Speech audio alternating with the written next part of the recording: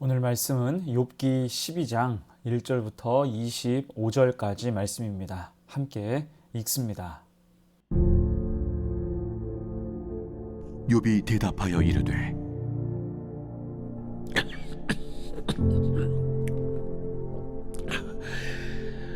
너희만 참으로 백성이로구나. 너희가 죽으면 지혜도 죽겠구나. 나도 너희같이 생각이 있어. 너희만 못하지 아니하니 그 같은 일을 누가 알지 못하겠느냐. 하나님께 불러 아뢰어 들으심을 입은 내가 이웃에게 웃음거리가 되었으니 의롭고 온전한 자가 조롱거리가 되었구나. 평안한 자의 마음은 재앙을 멸시하나 재앙이 실족하는 자를 기다리는구나.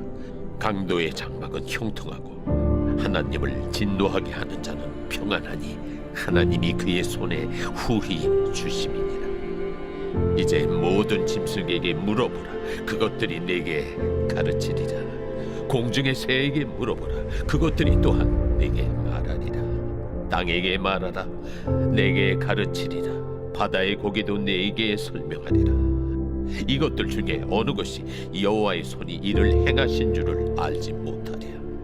모든 생물의 생명과 모든 사람의 육신의 목숨이 다 그의 손에 있느니라. 입이 음식의 맛을 구별함같이 귀가 말을 분간하지 아니하느니 늙은 자에게는 지혜가 있고 장수하는 자에게는 명철이 있느니라. 지혜와 권능이 하나님께 있고 계략과 명철도 그에게 속하였나니 그가 허르신즉 다시 세울 수 없고 사람을 가두신즉 놓아주지 못하느니라. 그가 물을 막으신즉 곧 마르고 물을 보내신즉 곧 땅을 뒤집나니 능력과 지혜가 그에게 있고 속은 자와 속이는 자가 다 그에게 속하였으므로 모사를 벌거벗겨 끌어가시며 재판장을 어리석은 자가 되게 하시며 왕들이 맨 것을 풀어 그들의 허리를 동이시며 제사장들을 벌거벗겨 끌어가시고 권력이 있는 자를 넘어뜨리시며 충성된 사람들의 말을 물리치시며 늙은 자들의 판단을 빼앗으시며 귀인들에게 멸시를 쏟으시며 강한 자의 띠를 부시며 어두운 가운데에서 은밀한 것을 드러내시며 죽음의 그날을 광명한 대로 나오게 하시며 민족들을 커지게도 하시고 다시 멸하기도 하시며 민족들을 널리 퍼지게도 하시고 다시 끌려가게도 하시며 만민의 우두머리들의 총명을 빼앗으시고 그들을 길없는 거친 들에서 방황하게 하시며 빛없이 캄캄한 데를 더듬게 하시며 취한 사람같이 비틀거리게 하시느니라.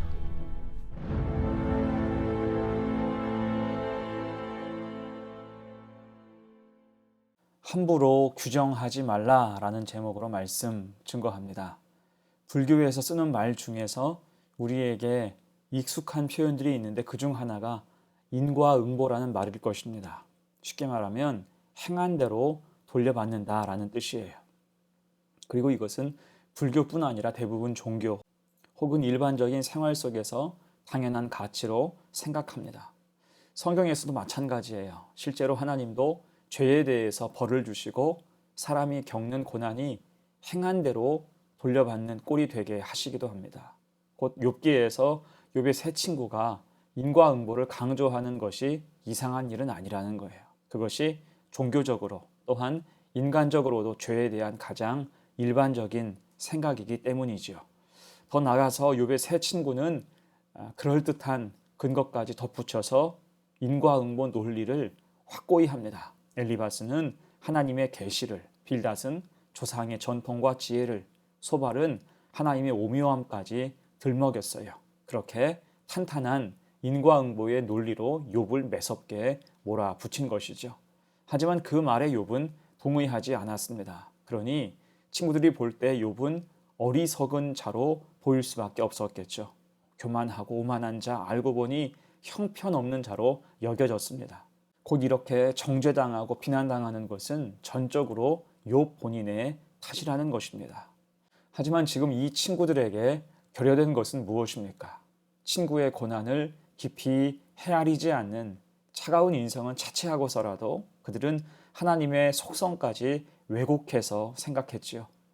숨어 계시는 하나님이라는 신학 개념이 있습니다. 사람의 이성과 오감으로 전능자이신 하나님을 온전히 알 수 없다는 뜻이에요. 곧 숨어 계신 하나님은 신비이며 섭리 그 자체가 되는 것입니다. 당연히 하나님은 인과응보나 권선징악, 지성이면 감천을 넘어서서 전혀 예측 불가능하시다는 거죠. 욥은 바로 그 하나님을 고난 속에서 바라본 거예요. 그래서 자신의 억울함과 고난의 부당함을 전능자 하나님 앞에서 말씀드리고 싶었습니다. 그런 의미에서 오늘 본문이 포함된 12장에서 14장까지는 좁게 볼 때 11장의 소발이 말한 것에 대한 답변이고, 넓게는 세 친구 모두의 말에 대한 욥의 답변이에요. 지금 욥의 친구들은 좀 전에 이야기했듯이 하나님을 인과응보, 권선징악을 행하는 분으로만 이해했습니다. 그래서 자꾸 욥에게 원망 말고 죄를 이실짓고 하라고 강조했어요. 이에 대한 욥의 답변이 1절로 4절입니다. 욥이 대답하여 이르되 너희만 참으로 백성이로구나. 너희가 죽으면 지혜도 죽겠구나. 나도 너희같이 생각이 있어 너희만 못하지 아니하니 그 같은 일을 누가 알지 못하겠느냐. 하나님께 불러 아뢰어 들으심을 입은 내가 이웃에게 웃음거리가 되었으니 의롭고 온전한 자가 조롱거리가 되었구나. 자, 지금 욥은 굉장히 격앙돼 있어요. 친구들을 향해서 너희만 참으로 백성이로구나. 너희가 죽으면 지혜도 죽겠구나. 곧 너희만 똑똑하구나. 너희만 하나님을 아는구나. 라는 뜻으로 그들에게 일갈했습니다. 대신 자신감도 피력하지요. 나도 너희만큼은 안다는 거예요. 다만 자신의 의로움이 아직 인정받지 못해서 아쉽고 힘들 뿐이라고 말하는 것입니다. 그리고 이어서 욥은 동식물들에게도 지혜가 있다고 말을 해요. 7절, 8절입니다. 이제 모든 짐승에게 물어보라. 그것들이 내게 가르치리라. 공중의 새에게 물어보라. 그것들이 또한 내게 말하리라. 땅에게 말하라. 내게 가르치리라. 바다의 고기도 내게 설명하리라. 이 말은 사람의 한계에 대한 일침이죠. 사람이 동물도 다 알지 못하고 어떤 면에서는 그 능력이 동물에도 미치지 못하는데 어찌 사람의 속마음을 알 수 있고 단정할 수 있냐고 묻는 거예요. 그 사람은 본디 정확히 판결할 수 없으니 너희 친구들도 지금 함부로 훈계하지 말고 단정하지 말라는 것입니다. 다만 하나님만 정확하시다는 거죠. 9절, 10절입니다. 이것들 중에 어느 것이 여호와의 손이 이를 행하신 줄을 알지 못하랴. 모든 생물의 생명과 모든 사람의 육신의 목숨이 다 그의 손에 있느니라. 아멘. 모든 걸 지으신 이가 하나님 앞에서만 온전히 드러날 수 있다는 것입니다.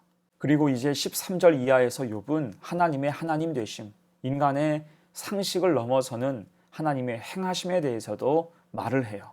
그중 16절부터 19절까지는 이렇게 증언하고 있습니다.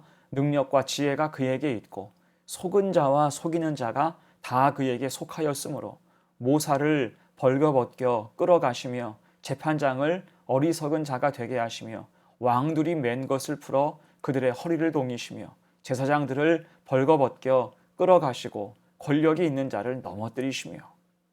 자, 여기서 욥은 말하기를 세상에는 상식적이지 않고 앞뒤가 맞지 않는 일이 얼마든지 일어난다는 사실을 나열하고 있어요. 높은 자들이 벌거벗겨 끌려가고 재판장이 어리석은 자가 되고 왕들이 화려한 옷을 벗게 된다. 또한 20절 이하에서는 하나님이 주관하시는 민족들의 흥망성쇠, 왕과 지도자들의 운명이 전혀 예기치 않은 방향으로 흐를 수 있다고 말을 합니다. 한마디로 하나님은 이렇게 우리의 상식을 뛰어넘고 생각하지도 못하는 상황을 조성하실 수 있다는 거예요. 곧 하나님의 능력과 지혜는 규정할 수 없고 감히 헤아릴 수 없다는 거죠. 하나님께는 어떤 일이든 만드시고 완성하실 은혜와 능력이 있다는 것입니다. 곧 지금 친구들이 자기 지식에 근거해서 자기 말이 절대적으로 옳다고 확신하고 강요하는 것은 너무 어리석은 일이라고 욥은 주장하는 것입니다. 자, 이제 말씀을 마무리하면서 여러분, 욥기는 분명 지혜에 관한 책이에요. 이때 욥과 세 친구가 치열하게 논박하면서 각기 지혜를 주장하지만 결국 그들이 닿을 수 있는 유일한 결론은 지혜와 권능은 하나님께 속한다라는 것입니다. 자기 한계를 볼 수밖에 없어요. 하나님은 감히 규정할 수 없다는 것입니다.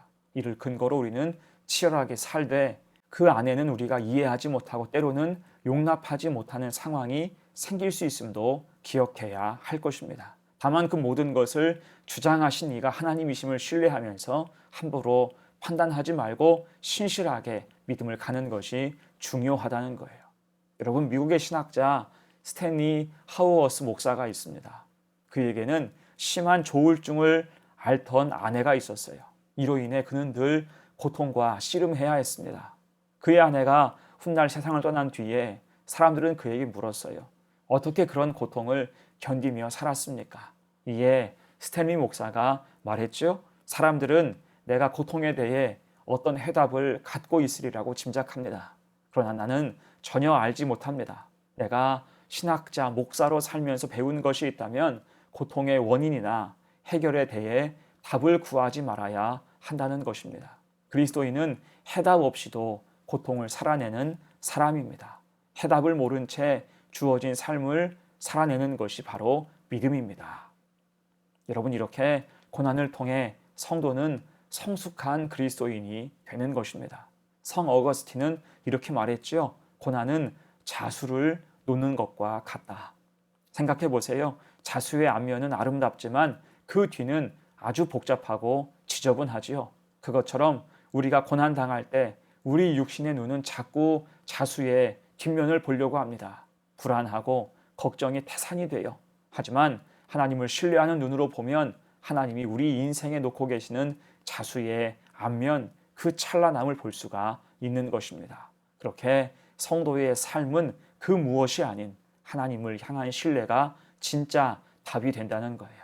우리 삶에는 어떤 일도 일어날 수 있지만 하나님은 한 번도 우리를 저버리시지 않음을 신뢰해야 할 겁니다. 이런 깊은 믿음으로 힘내어 살아가는 성도가 되시기를 간절히 축원합니다. 아멘. 함께 기도합니다. 하나님 아버지, 우리 인간이 만물의 영장이라고 해도 그것은 동식물에 비해서 그렇다는 것이지, 하나님께 견주면 동식물이나 인간이나 유한하기는 마찬가지임을 깨닫습니다. 그런 우리에게 하나님의 사랑을 입고 하나님을 바라볼 수 있는 은총을 베풀어 주셔서 감사합니다. 하나님의 생각이 우리의 생각과 다르며 하나님의 길은 우리의 길과도 다름을 고백합니다. 또한 하늘과 땅은 비교할 수 없을 정도로 차이가 있는 것처럼 하나님의 길은 우리의 길보다 높으며 하나님의 생각은 우리의 생각보다 높으십니다. 우리가 우리의 생각으로 감히 하나님을 규정하지 않게 하시고 하나님의 위대하심 앞에 신실함으로 그 길을 따라갈 수 있는 성도, 따뜻함을 잃지 않는 좋은 믿음으로 이 땅을 살게 하옵소서. 감사드리며 예수님의 이름으로 기도하옵나이다. 아멘.